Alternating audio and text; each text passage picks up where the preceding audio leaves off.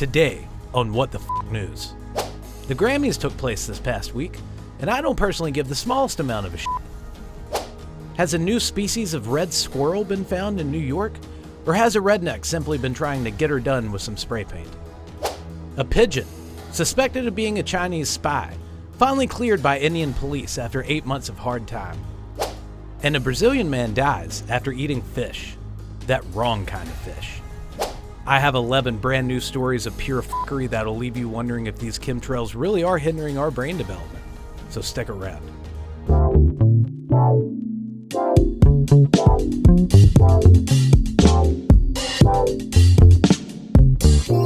Yo, what's going on, everybody? Welcome to this week's episode of What the Fuck News, your source for the top WTFs from this past week from around the globe. I am your host, Craig, and as always, if you do enjoy the episode, don't forget, like and subscribe.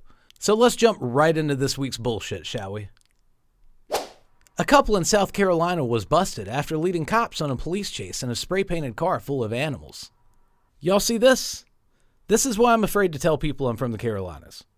Yeah, this methed-out Romeo and Juliet led police on 3 separate police chases in the matter of one day, all of which spawning from the car's expired tags. Can't say I didn't see that one coming. The best part is, they actually spray-painted their black Honda Civic white in between the chases. When the police did finally get the couple pulled over, they found a dog, a cat, and 4 chickens in the car, which were all handed over to animal control. So please, everybody, I just feel like hammering this in a little bit harder. Not everybody from the Carolinas looks like this. And definitely, North Carolina is not as trashy as South Carolina. Just want to throw that out there. Next. Mysterious bright red squirrels made an appearance in the small town of Paterson, New York. An investigation commenced once the police and New York's Department of Environmental Conservation had received multiple phone calls from the local townspeople. The probe led them to a suspect that was caught red-handed. Ah, see what I did there? Yeah, I know it was corny. All of their evidence led to a local man who admitted to trapping and spray painting the squirrels in an attempt to keep track of which exact squirrels have been wreaking havoc on his property. There's that little red son of a bitch. A rodent trap, as well as the bright red spray paint, was found at his property. The man was slapped with a mistreatment of animals charge, as well as violations related to the trapping of wildlife. A man on his deathbed tells police that he's one of Japan's most wanted men, but dies before he's able to prove it. The 70-year-old man claimed to be Satoshi Kirishima, a radical extremist behind bombings in Tokyo who's been on the run for nearly 50 years. The man claimed he had been living under an alias, just an hour's drive from where the bombings actually took place. The man said he had terminal cancer and wanted to reveal his true identity before his death, as well as give some details of the bombings to police that they weren't previously aware of. The man died just 4 days after the confession. Japanese news outlets claimed that DNA taken from the man was compatible with relatives of Kirishima, but the police did refuse to confirm those reports. A toddler got stuck in a claw machine looking for a toy in an Australian shopping mall.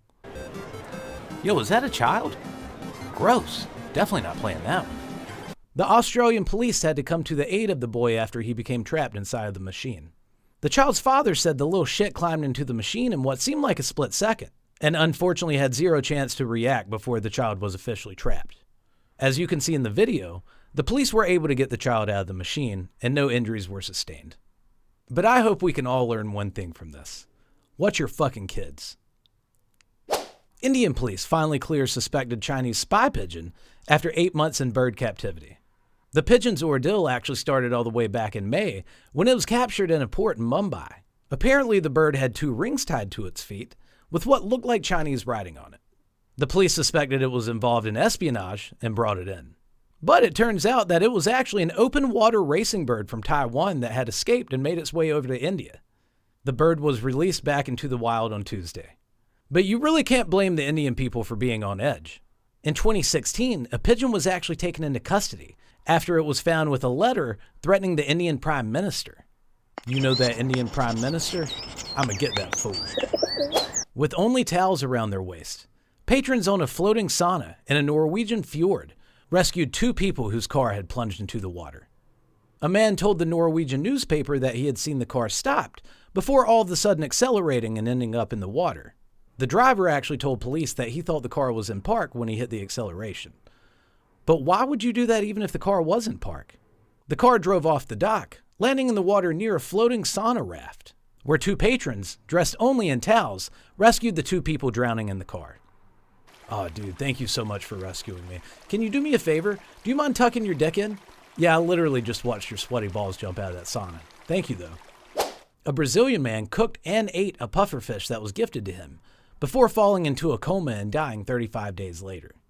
The 46-year-old died after suffering multiple seizures and paralysis caused by the toxins of the pufferfish.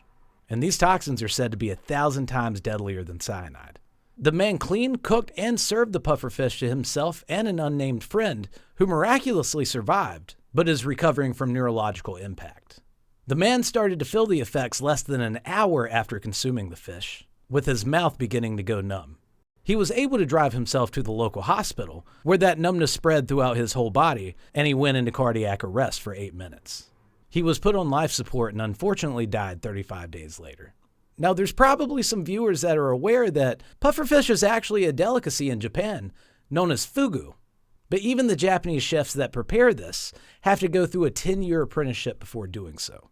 Pocket full of roses, ashes, ashes, we all fall down. Oh, shit! A resort balcony in Thailand collapsed as a group of people posed for photos on top of it. A group of 12 women, all of which volunteered at a local public health office, were captured on video posing for photos on a second-story balcony when all of a sudden it collapsed. 2 women suffered fractures, 2 other women suffered head injuries, and the rest of the group sustained bruises and scratches.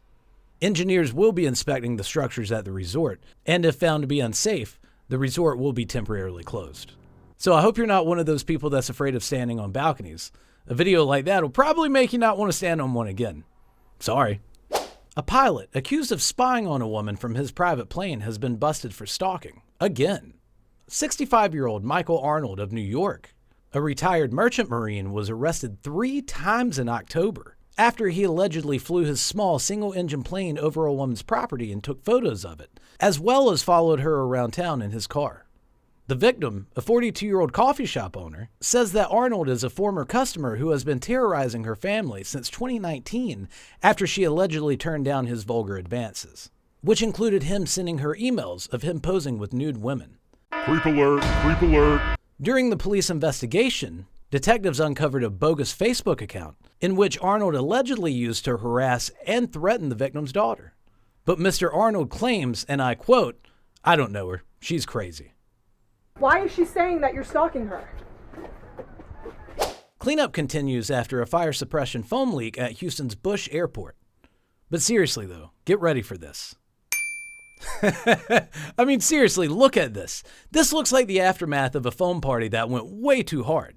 The Houston fire officials that helped contain the foam said it engulfed parking lots, cars, and even rose to heights of 30 feet. But Assistant Fire Chief Mike Meyer said, "The good news is this is the newer foam. This is what we call PFAS free. It's safer for the environment, and it's not that stuff that causes cancer." Did you hear that? This is the safer stuff, Craig. It's not the cancer-causing shit. Oh, cool. A Maryland woman says she has found $2 million worth of items by dumpster diving. The 40-year-old mother of 2 from Baltimore, Maryland says she's been dumpster diving for more than 20 years and claims that she has accumulated roughly $2 million of thrown away goods.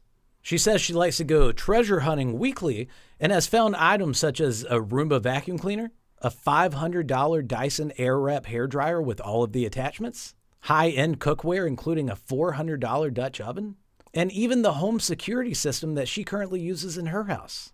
And she also says that she likes to donate the items that she can't use that are in good shape though. You know what? Good for her. Just because somebody's all about that dumpster life, don't judge. It's all good. I'm not going to lie. I'm not above checking out a dumpster and seeing if there's anything good around it. But I draw the line at actually jumping in. Maybe that's why I don't consider myself a dumpster diver, because Craig ain't diving in shit. But regardless, I think there is a lot we can learn from this lady. So thank you so much, everybody. That's all the time we're going to have for today. I hope you did stick around until this point. If you did and you enjoyed it, please don't forget, like and subscribe. I plan on putting a new episode out weekly, so don't forget, go ahead and ring my ding dong too. So once again, I just wanted to say thank you for sticking around. Take care of yourself. And as always, until next time, peace.